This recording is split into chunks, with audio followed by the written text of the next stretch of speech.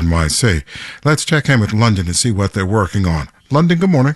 Good morning, WNYC. I'm Nuala McGovern. On today's News Hour, an American moon landing is now closer than it has been for decades. We'll hear more about the Peregrine mission that has taken flight from Cape Canaveral.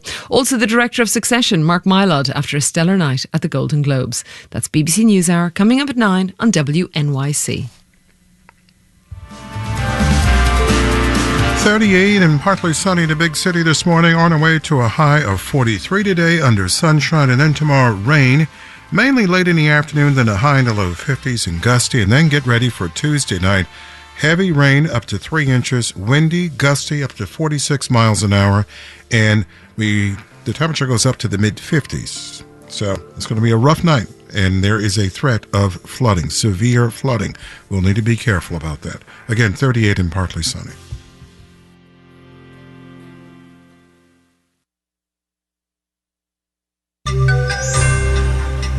A closer look at what needs to happen before interest rate cuts.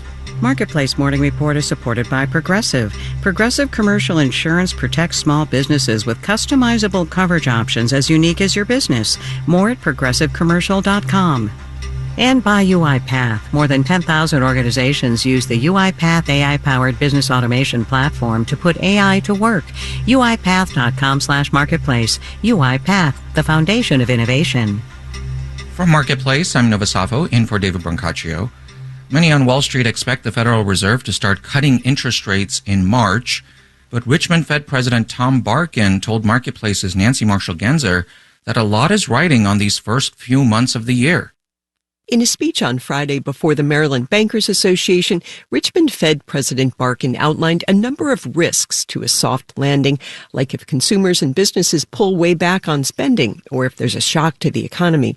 After the speech, Barkin told me there's also the problem of businesses that got used to the era of rising prices and want to keep charging more. They're open to the notion that that era is over, but they're not just going to give it up without having to prove that. So they're trying. And I think this first quarter will be a very important quarter on this. You know, a lot of these price increases happen at the first of the year. Barkin says those price hikes may not stick if customers refuse to pay them or if competitors start charging less. If customers and competitors react in ways that mean these price increases aren't effective, then I think this era will be through and we'll get to the kind of stability that certainly I want to get to, but we'll see. Barkin says the owner of a chain of gyms told him he's raising his fees 9%.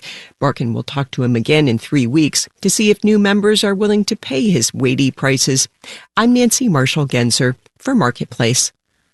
There's a new budget deal in Washington. The amount of proposed spending, about $1.6 to $1.7 trillion, depending on how you do the math. That's essentially at the same levels as the previous deal, which cost Kevin McCarthy his House speakership. Congress has 2 weeks to pass the underlying bills and avoid a partial government shutdown. Let's do the numbers. Well, Dow, S&P, and NASDAQ futures are pointing to a mixed open. Boeing shares are set to open down about 7.2% as investigators try to figure out why a piece of fuselage in a 737 MAX 9 jet blew off during flight on Friday. Similar jets are now grounded. On to Las Vegas, where CES, formerly called the Consumer Electronics Show, starts tomorrow. Marketplace's Lily Jamali has a preview. For 2 years, Americans spent less on consumer electronic technology, but the Consumer Technology Association forecasts that will change in 2024. Spending is set to grow by 2.8% to $512 billion.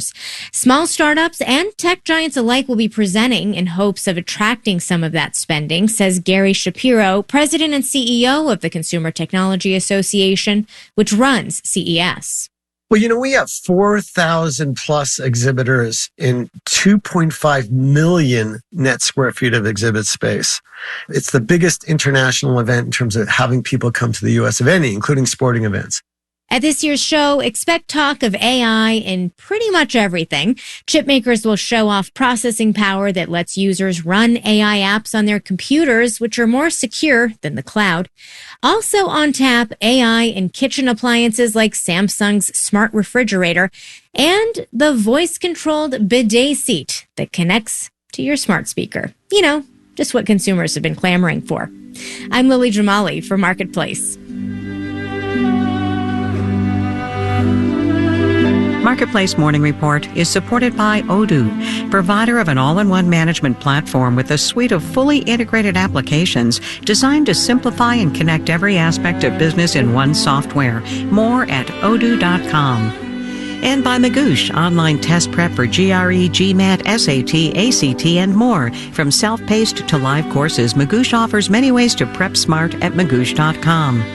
And by C3 Generative AI, verified traceable answers, secure, hallucination-free, LLM-agnostic, IP liability-free. Learn more at c3.ai. Many undocumented immigrants in California are now eligible for the state's version of Medicaid. The change is expected to cost $2.5 billion a year, but it could save money too. Marketplace's Elizabeth Troval explains. For a decade, Jonathan Mejia with St. John's Community Health has been sitting down with low-income immigrants in Southern California, many undocumented, to help them pay for health care. We would definitely have to explain how the programs work, what the programs require. They're very fearful of enrolling or applying into these programs due to immigration statuses. In the new year, those conversations got easier now that all low-income undocumented immigrants in the state are eligible for health care coverage. Now we let them know it's an insurance, so they are able to see a lot more specialists, a lot more providers. If they're diabetic, they can go ahead and see different types of diabetic specialists at no cost.